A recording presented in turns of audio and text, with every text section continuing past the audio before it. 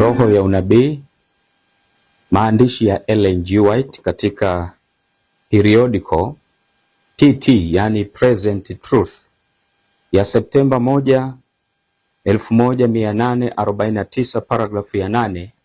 Nabii anasema, Bwana amenionyesha kwamba roho za thamani zinakufa njaa, na zinakufa kwa kukosa ukweli wa sasa, ukweli wa kutiwa muhuri, chakula kwa wakati unaofaa, na kwamba wajumbe wepesi wanapaswa kuharakisha mwendo wao na kulilisha kundi kwa ukweli wa sasa.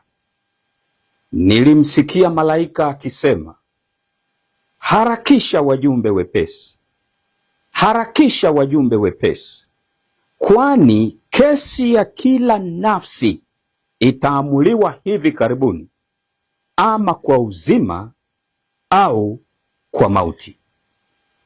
Ninakualika katika mwendelezo wa majifunzo yetu, tukiwa na mfululizo wa masomo yanayokwenda kwa kichwa kinachosema Lijue kanisa lako. Na hili somo ni sehemu ya pili. Waweza kurejea sehemu ya kwanza upate mwendelezo mzuri wa somo hili tunaloendelea nalo.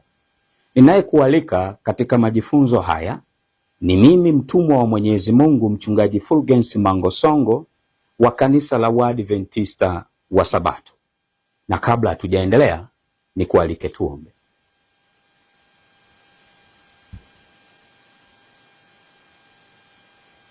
Baba yetu mwema uliye mbinguni, mwingi wa rehema, unayetupenda, tunakushukuru kwa fursa hii ya kujifunza.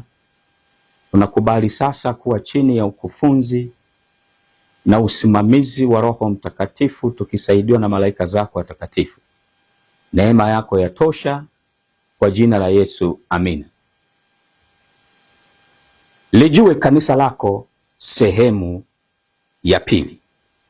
Kabla hatujaendelea sana na somo hili la leo, lijue kanisa lako sehemu ya pili, ninatamani nikuwekee hii klipu usikie kidogo kile kinachosemwa kuhusiana na kauli mbiu inayotembea sasa, msisitizo wa sasa wa kiutume katika kanisa la Waadventista wa Sabato, ya kwamba ni One Voice 2027, sauti moja 2027, utume kwa wote. Embu sikiliza kinachosema. Miaka 2000 inatimia 2027 mwakani toka Yesu alipobatizwa. Na kanisa la Waadventista wa Sabato linaazimisha ubatizo wa Yesu kwa kuwabatiza watu kumpokea Kristo kama Bwana na Mwokozi wa maisha yao. Na ndiyo maana tumekuja na kauli mbiu ya sauti moja 27, utume kwa wote. Na hivyo basi, kila mmoja, kila idara, kila mtu, mkubwa kwa mdogo, tunasema sauti moja 27, utume kwa wote. Bwana awabariki sana. Utume kwa wote. Binafsi. Utume kwa wote. Wanawake. Utume kwa wote. Watoto. Utume kwa wote.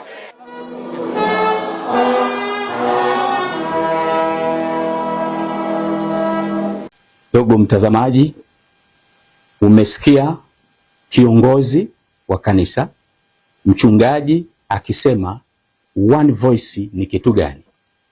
Ni mkakati mkubwa, ni mkakati mzuri unaokusudia kuwaunganisha Waadventista wote wa Sabato kuwa chini ya sauti moja ya kiutume.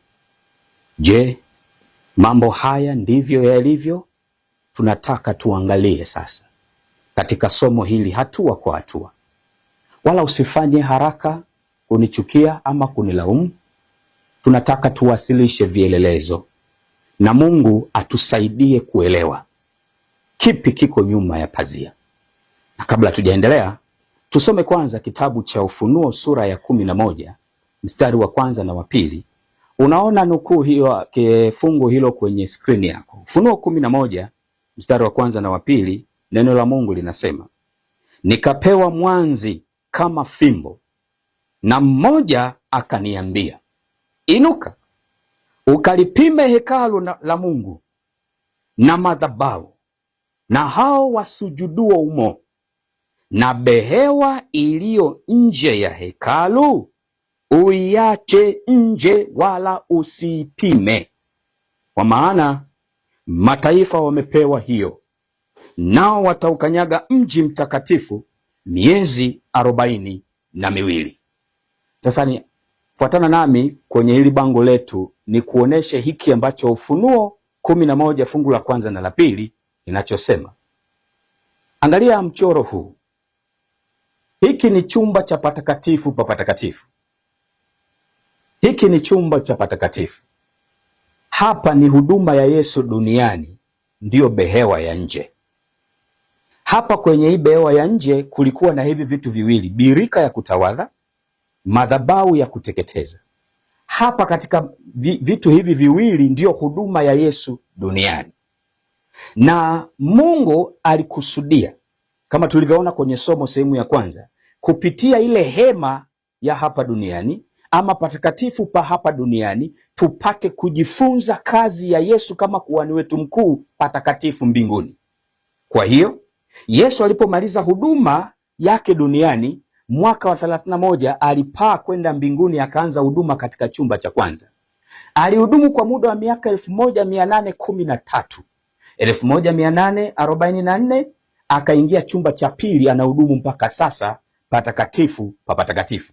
Sasa basi, kuanzia hapa mpaka hapa ndio huduma ya Yesu patakatifu pa mbinguni. Alimaliza chumba cha kwanza, yuko chumba cha pili.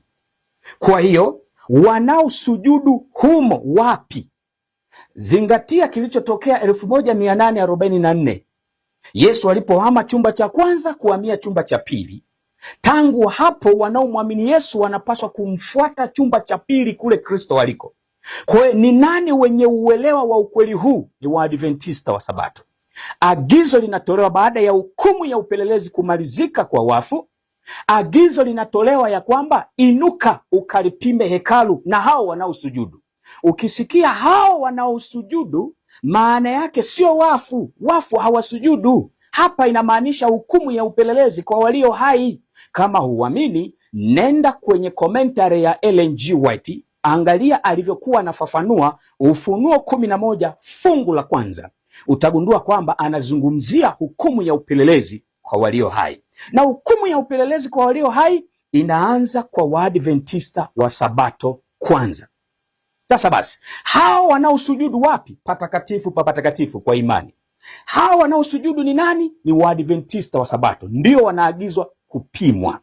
Lakini watu wa mataifa wao hawapimi sawasawa na Waadventista wa Sabato, hawahukumiwi sawasawa na Waadventista wa Sabato. Ndipo wanasema behewa ya nje usipime. Wamepewa watu wa mataifa, wataukanyaga mji mtakatifu miezi 42, miaka 3.5, siku 1260. Sasa angalia hapa, kuna vitu viwili. Yesu, hii ilikuwa ni ishara ya kwamba Yesu atakuja kubatizwa hapa, na alibatizwa mwaka wa 27. Miaka 3.5 akafa msalabani, ndiyo sadaka kafara iliyotolewa hapa, akafa msalabani. Sasa basi, watu wa mataifa wanamwamini Yesu, yani wote wasio Adventista wa Sabato wanamwamini Yesu kwamba alikufa msalabani kwa ajili yao, na imani hiyo ikawapeleka kubatizwa. Kwa hiyo wamebatizwa, wameishia kuzaliwa mara ya pili. Wanamwamini Yesu kama Bwana na Mwokozi wa maisha yao, wakazaliwa mara ya pili. Wanasema wameokoka, born again, wamezaliwa upya mara ya pili, wameishia kwenye ubatizo. Wao hawajui kuhani wetu mkuu yuko wapi na anafanya nini. Kwa hiyo wao hawamfuati Yesu huku aliko kwa imani. Kwa hiyo wao hawasujudu humo. Sasa basi, One Voice 2027 kama kumbukumbu ya ubatizo wa Yesu, maana yake Waadventista wa Sabato tunatolewa huku patakatifu pa patakatifu, tunaletwa kwenye behewa ya nje, tunakuwa sawa na watu wa mataifa. Mungu wangu tusaidie kuelewa. Tunakuwa kama watu wa mataifa tukiunganishwa katika ecumenism, katika umoja ulio kinyume na Mungu. Mnara wa Babeli unajengwa tukiwa na sauti moja. Sasa takupa vielelezo, tuangalie kidogo mambo haya jinsi yalivyo. Kuna kitabu unakiona picha yake, unaweza ukakifuatilia mtandaoni na kipo soft copy yake. Unakiona hicho kinaitwa The Ecumenical Movement. Unaona hiyo picha yako kwenye screen hapo, The Ecumenical Movement.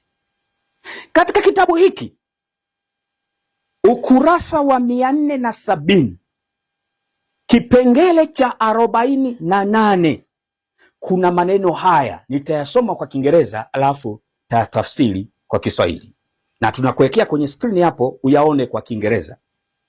Maneno yanasema hivi: we must call on all Christian churches to speak to the world with one voice in addressing the threat of climate change. Kwa Kiswahili imetafsirika hivi: ni lazima tutoe wito kwa makanisa yote ya Kikristo kuzungumza na ulimwengu kwa sauti moja katika kushughulikia tishio la mabadiliko ya tabia nchi.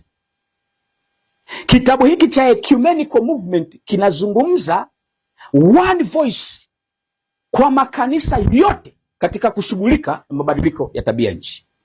Na ni nani asiyejua ya kwamba movement ya mabadiliko ya tabia nchi ndiyo inayotupelekea kwenye sheria ya Jumapili, na ni movement ya Majesuit.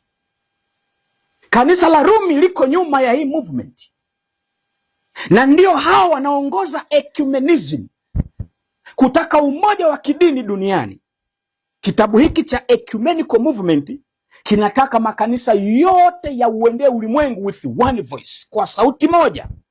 Je, ni kweli ni sauti moja ya kutuunganisha Waadventista wa Sabato tuwe na sauti moja ya kiutume? Ama Waadventista wa Sabato tunataka tuunganishwe na ulimwengu wote tuwe chini ya sauti moja? Bado tunaendelea na mada hii, lijue kanisa lako, sehemu ya pili. Kwa nini sasa General Conference inataja 2027, One Voice 2027, sauti moja 2027? Nenda kwenye Google na kuwekea haya maneno kwenye screen yako. Nenda kwenye Google, andika hivi, kwa wewe unayejua lugha ya Kiingereza, andika hivi: why UN COP 2027 is so important. Yani, kwa nini mkutano wa COP 2027 ni wa muhimu? Sasa ukiandika hayo, inakuletea maelezo yafuatayo. Ninayasoma kwa Kiingereza alafu nitafsiri kwa Kiswahili.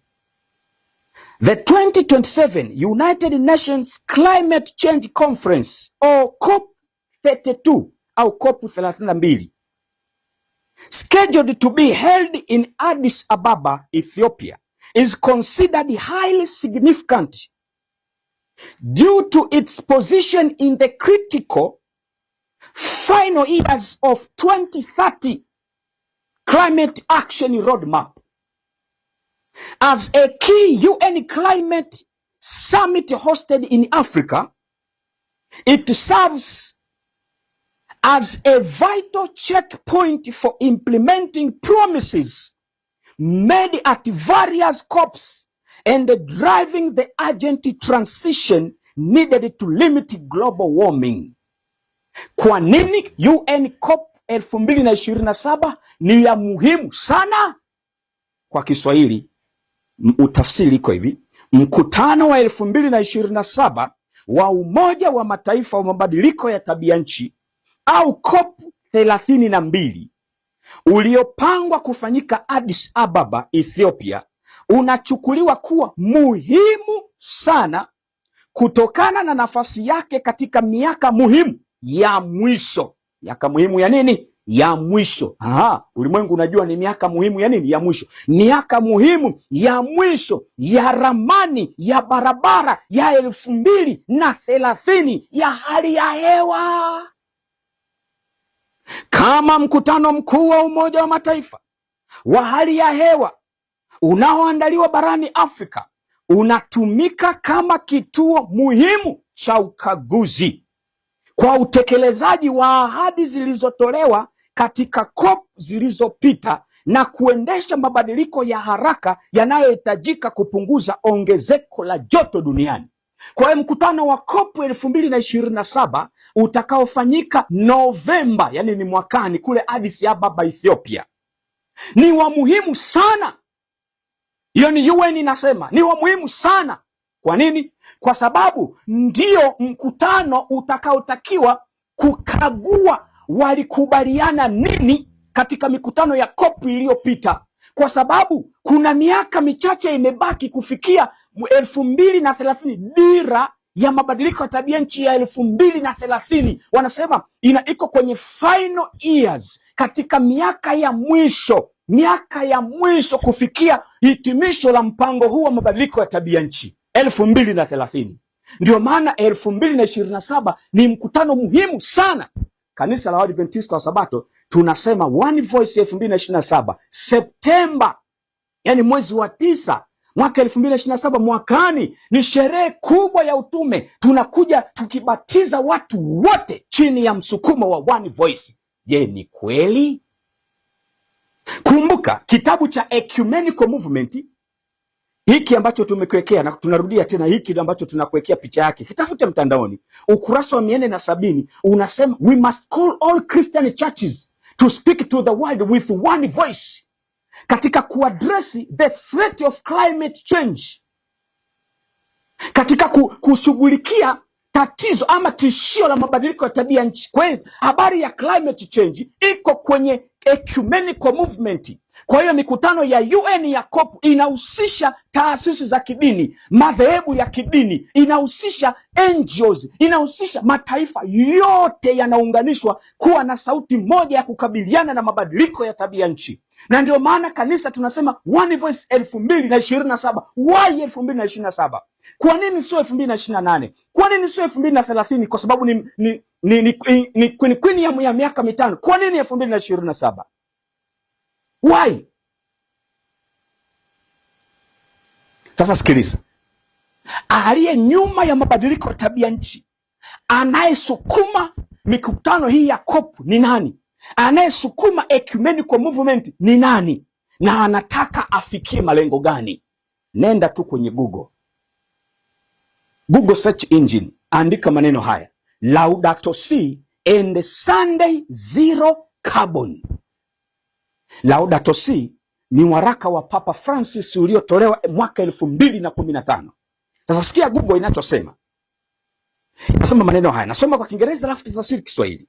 Laudato Si in bracket 2015. Pope Francis encyclical on care for our common home serves as a theological and ethical foundation for Catholic and global action to achieve net zero carbon emissions. It calls for an ecological conversion, demanding structural changes to production and consumption, as well as an urgent transition to renewable energy. Tafsiri ya Kiswahili. Laudato Si katika mabano 2015, waraka wa Papa Francis wa kuokoa sayari dunia, nyumba yetu dunia, hutumika kama msingi wa kiteolojia na kimaadili kwa Ukatoliki na hatua ya kimataifa kufikia uzalishaji sifuri wa carbon.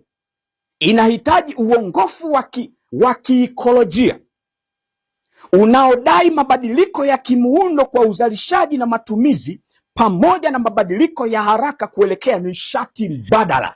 Aha, kwa hiyo aliye nyuma ya Laudato Si ni nani? Aliye nyuma ya mabadiliko tabia nchi nani? Ni Vatican, ni kanisa Katoliki. Papa Francis akatoa waraka wa Laudato Si, ndio waraka unaotumiwa kama backup ya mikutano ya COP. Ndio backup ya mikutano yote ya mabadiliko ya tabia nchi kwa taasisi zote za kidini, madhehebu yote ya kidini, serikali zote duniani, NGOs zote, mashirika ya kimataifa yote, na kila mwanadamu. Laudato Si ndio unaoongoza mikutano hii. Wanataka nini hawa Wakatoliki? Wanalenga nini hawa Majesuiti? Wanatafuta nini? Aha, majibu tunayapata. Iko hivi, katika Laudato Si inazungumzia Sunday and the environmental rest. Yaani Jumapili na pumziko la mazingira. Sikia, Laudato Si inachukulia Jumapili zaidi ya siku tu ya kiliturujia, isipokuwa ni siku ya kuponya mahusiano yetu na kuruhusu wote, wanadamu na asili, kupumzika. Kwa hiyo Laudato Si inawaambia mikutano ya COP ya kwamba suluhisho pekee ni Jumapili. Inaponya mahusiano kati ya wanadamu na wanadamu, mahusiano kati ya wanadamu na mazingira. Kwa wote, mwanadamu na mazingira vinapaswa kupumzika. Kwa hiyo pumziko hili ni pumziko la Jumapili, na lina majina mengi: Sunday Zero Carbon, au a fossil free day, au rest for creation, pumziko kwa ajili ya uumbaji. Hiyo ndo Laudato Si inayoongoza. Sasa kwenye kile kitabu cha Ecumenical Movement, ambapo nasema we must call on all Christian churches to speak to the world with one voice. Tunahitaji kutoa mwito kwa makanisa yote ya na ulimwengu kwa sauti moja. Na wao wanazungumza kwamba wanataka kushughulika na tatizo nini? Ya mabadiliko ya tabia nchi. Nani aliye champion wa Ecumenical Movement? Ni Kanisa Katoliki. Nani aliye champion wa mabadiliko ya tabia nchi? Kanisa Katoliki. Wanachotaka ni nini? Ipitishwe siku ya Jumapili kisheria kama siku ya kuto kufanya kazi, magari yasimame, viwanda visimame, maduka yafungwe, shughuli zote zisimame siku ya Jumapili. Kwa nini? Ni siku ya kuponya mazingira, ni siku ya kuokoa uchafuzi wa mazingira. Hewa ya ukaa isizalishwe siku ya Jumapili. Tukifanya hivyo kila wiki kwa siku moja, tutakuwa tumeokoa kiwango fulani cha uchafuzi wa mazingira. Huo ni uongo, ni ajenda ya Shetani. Kanisa la Waadventista wa Sabato nasi tunasema One Voice 2027. Tumewezaje kufika hapa kama kanisa? Kwa nini tunakimbiza ajenda ya Laudato Si ya waraka wa Papa? Kwa nini tunaikimbiza ajenda ya UN COP? Kwa nini tunakimbiza ajenda ya Ecumenical Movement? Kwa nini tunakimbiza ajenda za Majesuiti? Badala ya kuhubiri ujumbe wa malaika wa kwanza, wa pili na watatu, Ufunuo 14 mstari wa 6 mpaka wa 12. Kwa nini hatujikiti kwenye utume wetu? Kwa nini tunaanza kubeba ajenda za Umoja wa Mataifa?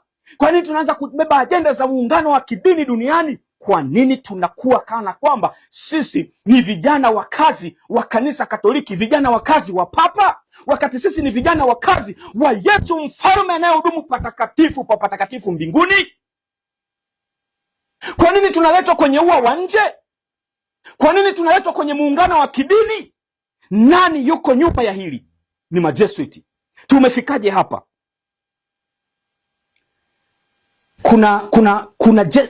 Kuna mwabudu shetani mmoja aliitwa Alice Bell, mwanamama ambaye ndiye champion wa New Age Movement, mpango mpya wa ulimwengu. Alishafariki wa muda mrefu, lakini maandishi yake yanabaki kama foundation ya mipango hii yote inayoendelea. Majesuiti tulishapanga miaka mingi huko nyuma, zaidi ya 100. Ana pointi 10 huyu mama za kuhakikisha tunaingia kwenye New World Order, kwenye hii New Age Movement. Sasa unaziona kwenye screen yako hapo, ziko kwa lugha ya Kiingereza. Angalia namba 9 na namba 10. Angalia namba 9, nasema hivi: create an interfaith movement. Hii ndio ecumenism. Namba 10, get governments to make all this law to get the church to endorse these changes. Yani serikali zote zitunge sheria, alafu makanisa kazi yake ndiyo kuendorse ama kuidhinisha mabadiliko haya yote. Na ndio maana kanisa la Wasabato tunaimba One Voice. Kwa nini kanisa la Wasabato tunaimba one voice? Kwa sababu tumejiunga na Umoja wa Mataifa tangu mwaka 1985. General Conference ya kanisa la Waadventista wa Sabato ilikuwa imesajiliwa rasmi kama NGO kwenye Umoja wa Mataifa. Kwa hiyo lazima yale yote ya kiumoja wa Mataifa na sisi tutashiriki. Nakupa ushahidi huu. Kanisa la Waadventista wa Sabato kujiunga na Umoja wa Mataifa. Kuna gazeti linaitwa Adventist Review. Ukalitafute tu mtandaoni utalipata. Adventist Review lililotoka Juni 6, 1985. Katika gazeti hilo taarifa rasmi ya kikanisa ilitolewa mwaka 1985 Juni 6. Gazeti linasema hivi: mnamo Mei 10, Umoja wa Mataifa uliitambua Conference Kuu ya Waadventista wa Sabato kama shirika lisilo la kiserikali, yani NGO, non-government organization, lenye hadhi ya mashauriano consultative status, na kitengo cha kiuchumi na kijamii cha Umoja wa Mataifa, yani ECOSOC. Hii ECOSOC ni organ katika Umoja wa Mataifa, inaitwa Economic and Social Council, kwa njia ile ile ambayo kitengo cha usalama na Umoja wa Mataifa kinashughulikia masuala ya vita na amani. ECOSOC inashughulikia masuala ya kijamii, kiuchumi, kibinadamu na kitamaduni ulimwenguni, pamoja na haki za binadamu na uhuru wa kidini. Na uhuru wa kidini. Conference Kuu sasa ina haki ya kuwakilishwa katika mikutano yote ya ECOSOC. Huko New York kuna mikutano ya kuwasilisha taarifa na mikutano ya tume za haki za binadamu huko Geneva. Hadhi ya NGO inajumuisha haki za kuzungumza na kuwasilisha taarifa za maandishi kuhusu masuala muhimu kwa kanisa.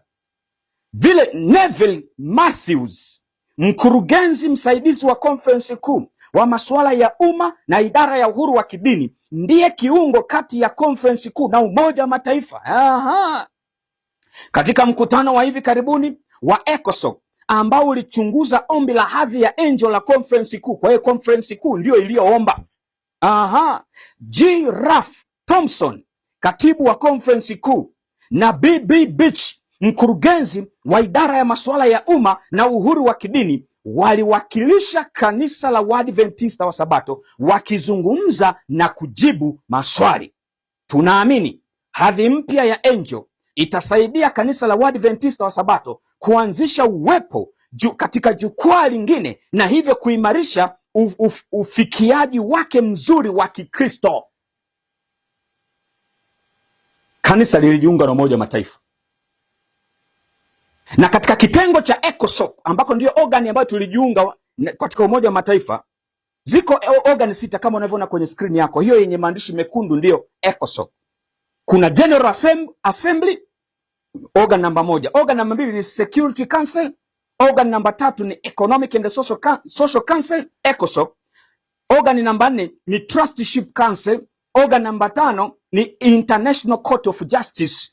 Organ namba 6 ni UN Secretariat. Sasa sisi kanisa tumejiunga kwenye hii Economic and Social Council. Kwenye hii Economic and Social Council, NGO zote ziko hapo, taasisi zote za kidini zimesajiliwa hapo. Hata shirika linaitwa Lucy's Trust ambalo lilikuwa ndio shirika la huyu Alicia Bell, huyu muabudu mashetani, huyu devil worshipper huyu, na baadaye lilikuwa linaitwa Lucifer's Trust, likabadilishwa jina likaitwa Lucy's Trust, ambalo lenyewe sasa ndio lenye hizo pointi 10, na namba 9 inasema to create interfaith movement. Ndani yake kuna ecumenism. Alafu namba 10 ndio inayosema kwamba serikali zitapitisha sheria na makanisa yataidhinisha mabadiliko haya. Kwa hiyo Lucy's Trust inafanya kazi kupitia ECOSOC, Economic and Social Council. Kwa lugha nyingine ni kwamba General Conference ya kanisa la Waadventista wa Sabato inafanya kazi pamoja na taasisi ya kishetani Lucy's Trust. Kwa nini tusijiunge na umoja na ecumenism? Kwa nini tusipige chapuo mabadiliko ya tabia nchi ambayo nyuma yake kuna movement ya sheria ya Jumapili. Na kwa nini 2027? 2027 ndio ina mark miaka iliyosalia kabla ya mwisho wa historia ya ulimwengu huu. Miaka 2000 toka ubatizo wa Yesu, 2027.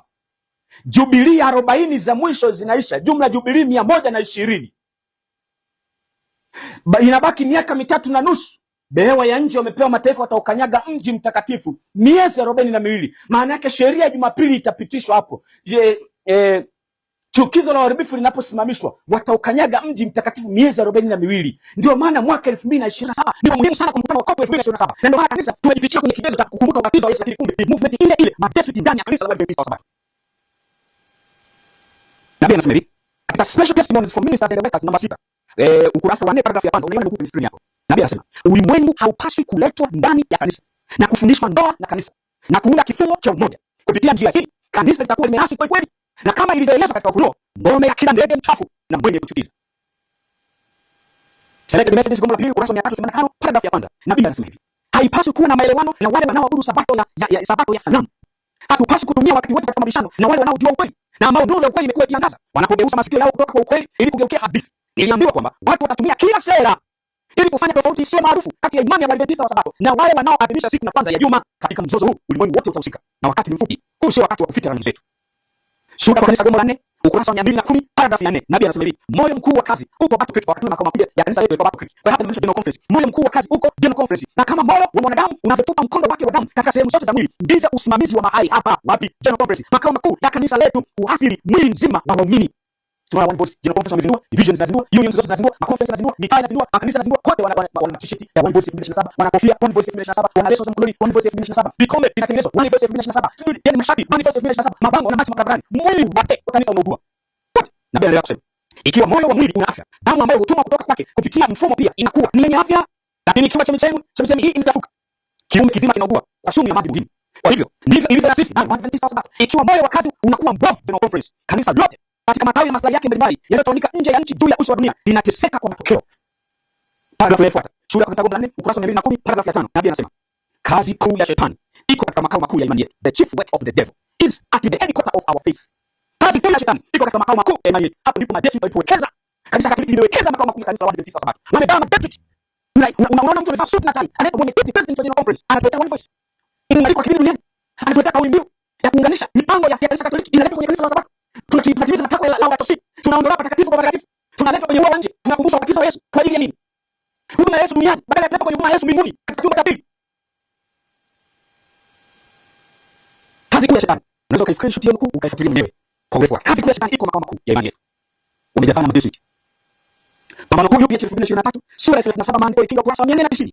Shetani anajitahidi daima kuvuta usikivu uelekezwe kwa watu badala ya kuelekezwa kwa Mungu. Anawaongoza watu watazame maaskofu, wachungaji, maprofesa wa teolojia kama viongozi wao badala ya kuchunguza maandiko ili wajifunze wajibu wao wenyewe moja kwa moja. Ndipo kwa kutawala na kuongoza akili za hao viongozi anaweza kutawala watu wengi kulingana na matakwa yake mwenyewe. Pambano kuu UPH 2023 sura ya 37 maandiko ikinga ukurasa wa 492. Licha ya Biblia kujaa maonyo dhidi ya walimu wa uongo, watu wengi wako tayari kusalimisha amana ya roho zao kwa viongozi wa kanisa. Wapo watu maelfu leo wanaodai kuwa wafuasi wa dini wasioweza kutoa sababu ya imani yao zaidi ya kusema tu kuwa wao wamefundisha hivi na viongozi wa kidini. Kwa leo nikikuuliza, mchungaji, One Voice ni nini, inatoka wapi? Inaipata wapi kwenye msingi wa Biblia? Inapata wapi kwenye msingi wa roho ya nabii? Ni kwamba tusherekee kumbukumbu ya ubatizo wa Yesu, utaniambia nini? Unaweza hata ukaeleza. Unajua kuna wachungaji hata uwezo wakaeleza kuuliza maswali na washiriki. Hii ni sauti moja ni kitu gani? Ndipo nabii anatusema. Tunafuata tu kile ambacho viongozi wamesema. Sivyo maandiko yanataka. Kasomeni Pambano Kuu sura ya 37. Wakati umefika tusimame wenyewe tukisindika miguu yetu juu ya mwamba imara mpaka Mungu na roho ya nabii tutakuwa salama. Wanapita bila kuyaona mafundisho ya Mwokozi na wanaweka imani yao isiyo na swali kwa maneno ya wachungaji wao. Lakini je, wachungaji hawakosei? Tunawezaje kuweka amana roho zetu kwa uongozi wao bila kujua kwa njia ya neno la Mungu kuwa ni wabeba nuru? Haijaandikwa kwenye Biblia kwamba wapo wajiingizao kwa siri. Katika Yuda 1:4 haijaandikwa kwenye Galatia 2:4 kwamba wapo ndugu wa uongo wajiingizao kwa siri ili wapeleleze uhuru wetu. Pambano Kuu UPH 2023 UPH 2024 ukurasa wa 191 inazungumza jeshi la majeshi, jeshi katili na fidhuli lililoundwa ili kuua Uprotestanti. Unataka kuniambia Waprotestanti wa kweli ambao ni Waadventista wa Sabato, ina maana majeshi watashinda kujipeleka kwenye kanisa hili? Kama shetani aliweza kuwaondoa Wayahudi wale kanisa lile la jangwani, wakashindwa kuelewa kazi ya kuhani mkuu Yesu mpaka wakamkataa. Yesu anaingia chumba cha kwanza alipopaa mbinguni mwaka 31, alipoanza huduma patakatifu. Yesu anaingia katika chumba cha kwanza, Wayahudi hawakuweza kumfuata, wakaanza kuingiza totoro, alafu mawasiliano yao na mbingu yakaondolewa, Roho Mtakatifu akaondolewa kwao. Shetani huyo amebadilisha mbinu yake, hawezi kutufanya hivyo Adventista wa Sabato leo. Lakini sikia, wapo mpaka watunaji wana mashaka na One Voice, wako washiriki wana mashaka na One Voice, lakini kwa nini hawasimami na kusema hadharani? Na kwa nini hawasimami kupinga Pambano Kuu ya majibu? YPH 2023 sura 37 maandiko ni kinga ukurasa wa 492. Ukosefu wa ujasiri wa kimaadili wa kwenda kando ya njia iliyozoeleka ya ulimwengu huwafanya wengi wafuate nyayo za wasomi, na kwa sababu ya uzembe na kuchunguza wenyewe wanajikuta wamenaswa katika minyororo ya makosa bila matumaini. Wanaona kuwa ukweli kwa ajili ya wakati huu umefunuliwa katika Biblia na wanahisi nguvu ya Roho Mtakatifu katika utangazaji wake, lakini bado wanaruhusu upinzani wa viongozi wa dini kuwageuza na kuwapeleka mbali na nuru. Ingawa busara na dhamiri zimeshawishika, roho hizi zilizodanganyika haziwezi kudhubutu kufikiri tofauti na mchungaji wao na uamuzi wao binafsi. Maslahi yao ya umilele vinatoa kafara kwenye madhabahu ya mashaka, kiburi na chuki ya mtu mwingine. Na ndivyo ambavyo yanafanyika. Hata vitabu nakuta vimeandikwa ukweli wa kuwasaidia watu. Vinapotamsambazwa, wachungaji wanapiga marufuku. Mchungaji anatangaza kabisa kwamba wale wake ni mtu mshiriki anasoma kitabu hichi. Usipeni vitabu na watu wanakusanya vitabu. Kwani mchungaji ana polisi, ana magereza, ana mahakama. Hiyo hofu inatoka wapi? Kitabu cha Wathesalonike kwanza sura ya 5 mstari wa 19 mpaka 21 tunabii, msitweze unabii, jaribuni mambo yote, lishikeni lilo jema. Biblia inasema tusome. Je, Qur'ani tusome? Hatunasoma nyumbani mwetu. Hatuangalii YouTube za walokole. Hatuangalii YouTube za Waislamu. Hatusome vitabu vya walokole. Mbona tunazo kwenye majumba yetu? Wachungaji wanapita kwenye nyumba na kukusanya vitabu. Kwa nini unakubali kwa haraka vitabu ambavyo vinakusaidia? Kwa nini usisome mwenyewe na uone kopi iko wapi? Hatia iko wapi? Uasi iko wapi? Alafu uchague kile kilichochema, ukichukua kile kibovu asili nacho. Pambano kuu ni halisi. Na hivi ndivyo linavyopiganwa. Shetani yuko kazini. Sasa swali ni hili. Ikiwa General Conference imefikia hapo kuchunguza baadhi ya Sabato kwa upapa, eti tunatekeleza mipango ya watu ya UN COP, mikutano ya Umoja wa Mataifa ama taasisi ya Vatican yenye kuandaa kwa sheria ya Jumapili, tunaletea World Post 2027, tunaombewa patakatifu, tunaletwa kwenye huduma ya Yesu duniani, kwenye doa wa nje, tunaletwa kwenye doa wa nje kabisa. Kama General Conference imefikia hapa, sasa swali ni hili. Sasa nani ataimaliza kazi ya Mungu? Na hili ndio kanisa la kweli la Mungu. Na wengine mfikia hata kusema hivi, huyu mchungaji Mambo Songo, hawa wahubiri wanaojiita wahubiri wa kule sasa, hawa wanalitafua kanisa, hawa wanalitukana kanisa, hawa wameliasi kanisa. Hii ni kwa sababu hatujaelewa nini maana ya kanisa. Fanya hivi, rudi kwenye historia, maana hakuna jibu chini ya jua. Mhubiri mmoja mstari wa 9, yalikuwa ndio yanayotendeka, yaliwahi kutendeka. Hakuna jibu chini ya jua. Pambano kuu sura ya 19 paragrafu ya kwanza inaeleza kwamba yatajirudia, historia itajirudia. Fanya hivi, angalia. Mfumo wa dini ya Kiyahudi ulianzishwa na nani? Na Mungu. Ulikuwa ni kanisa vikuu, si ndio? Mfumo ulikuwa wakati kanisa lilipo. Mstari wa 7:38, yeye ndiye alikuwa na kanisa jangwani. Hata ya kwani Yethro akamtokea Musa na kumpa ushauri wa kuweka usaidizi kwenye uongozi. Kabla hata Mungu alimwambia Musa achague wazee 70 liunde baraza la Sanhedrin. Wale watu wanatoka kutumia Misri, ilikuwa kanisa. Halikuwa na mfumo. Mfumo kwa ule uliokuja baadaye. Baadaye Mungu anaunda mfumo ukaacha njia ya Mungu na shetani kama ameuteka mfumo. Je, Yesu Yohana Mbatizaji alipokuja aliendelea kufanya kazi na mfumo? Alifanya kama independent. Yesu alipokuja alifanya kazi na mfumo? Hapana. Alianzisha independent ministry. Alikuwa akaita mitume, akaita wanafunzi na akautabiri kazi ya injili ambayo ilitakiwa ifanywe na mfumo wa dini ya Kiyahudi. Kazi ya Mungu haikuwa kwani.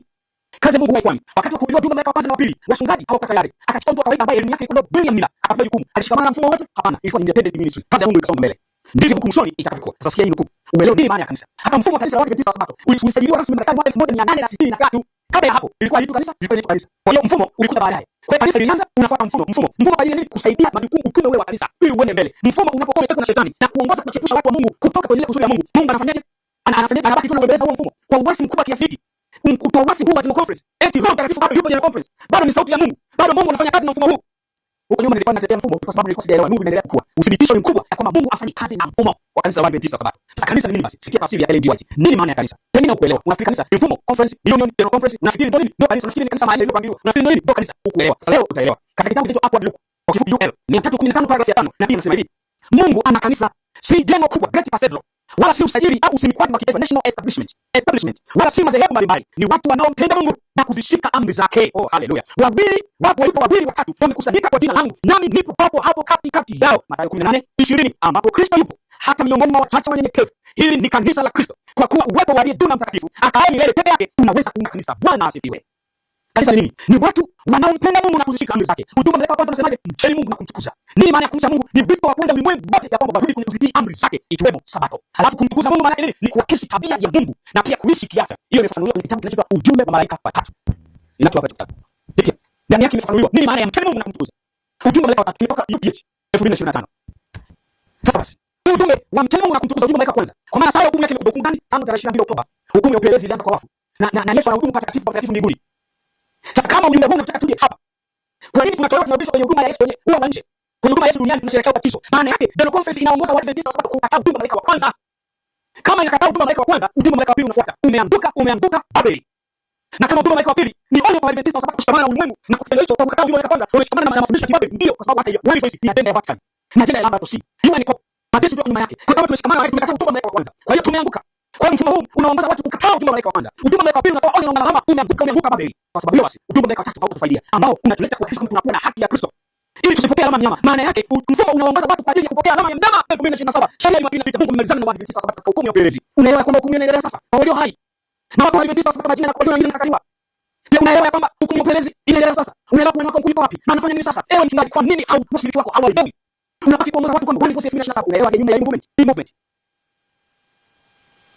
Katika kitabu cha Matokeo ya Siku za Mwisho 2015 ukurasa 171 Bwana inasema atainua wanaume na wanawake kutoka miongoni mwa watu wa kawaida ili kuifanya kazi yake, kama wakati ule wa zamani alipowaita wavuvi kuwa wanafunzi wake. Hivi karibuni kutakuwa na uamsho ambao utawashangaza wengi. Wale wasiotambua umuhimu wa kile ambacho hakina budi kufanywa watapitwa na kuachwa kushirikishwa na wajumbe wa mbinguni. Watatenda kazi pamoja na wale waitwao watu wa kawaida, wakiwafanya wafae kupeleka ukweli katika sehemu nyingi. Ndio conference imeasi. Mungu anainua wanaume na wanawake, anachagua wanaume na wanawake kama alivyochagua wanafunzi pale. Kwa nini anachagua wanafunzi Yesu? Kwa sababu mfumo wa dini ya kiroho ulikuwa umeasi Mungu, umekataa makusudi ya Mungu, umeporwa na shetani. Shetani anarudia hivyo. Historia inarudia vile vile. Anauteka mfumo wa kanisa la Waadventista wa Sabato. Na Yesu tumepeka mfumo wa kanisa la Waadventista wa Sabato. Kanisa Katoliki limepeka mfumo wa kanisa la Waadventista wa Sabato. Kwa hiyo Mungu afanye nini sasa? Anachagua wanaume na wanawake. Na sasa Mungu anatoa wito, tokeni huko mjini. Kanisa la Kristo liko mashambani sasa, linaandaliwa kwa ajili ya muhuri, linaandaliwa kwa ajili ya mvua ya masika.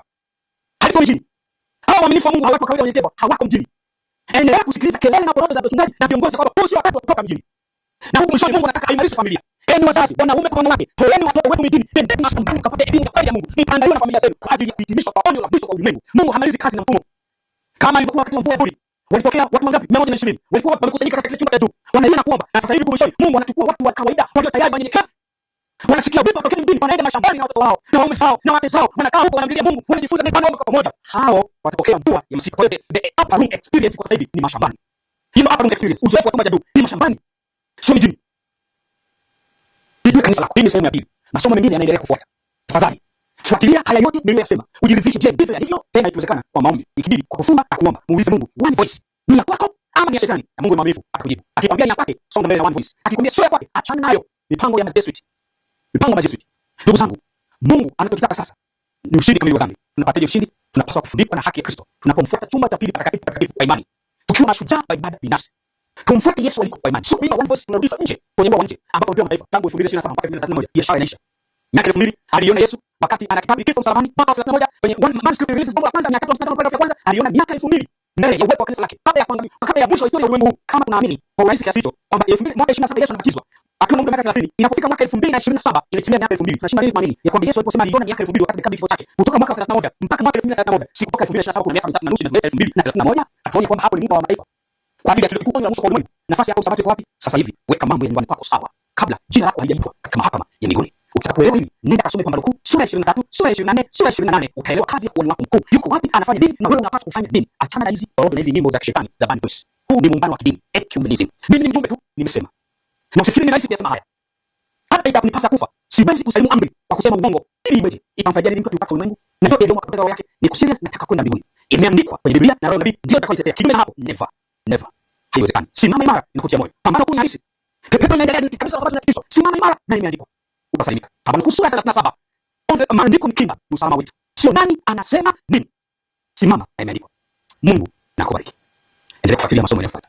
Huu ni mfululizo wa masomo haya. Ijue kanisa lako. Hili ni somo la pili. Yataendelea na mengine kwa neema ya Yesu. Na kabla tujatimisha, basi tuombe. Baba mwema, neno lako limesemwa, watoto wako wamesikia, wasaidie kuelewa na kufanya maamuzi. Neema yako yatosha. Sifa na tukufu zikurudie kwa jina la Yesu. Amina.